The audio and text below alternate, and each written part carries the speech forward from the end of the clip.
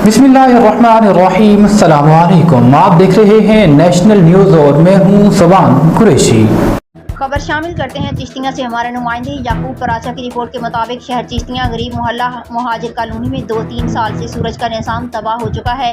तमाम गलियों में हर वक्त पानी मौजूद रहता है। सीवरेज की निकासी का कोई सिस्टम ना होने की वजह से अहले मोहल्ला का जीना दोभर हो चुका है।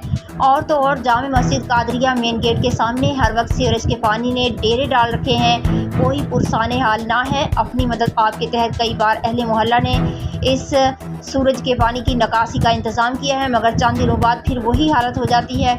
इस खड़े पानी से पक्का सड़कें टूट फूट का शिकार हो चुकी हैं और बीमारियों के फैलने का अंदेशा भी है। जिन गरीब लोगों की रिहाइशगाहें सड़क से नीचे हैं, उनके घरों को नुकसान पहुंचने का खतरा है। अहले मोहल्ला इस सीवरेज की निकासी ना होने की बिना पर बेहद परेशान हैं। अरबाब इख्तियार और ख़ासकर वज़ीर आला पंजाब मरियम नवाज शरीफ से अपील है, इस इलाके पर रहम करते हुए कुछ स्पेशल ग्रांट दी जाए ताकि अहले मोहल्ला सुकून से ज़िंदगी के 4 दिन गुजार सकें।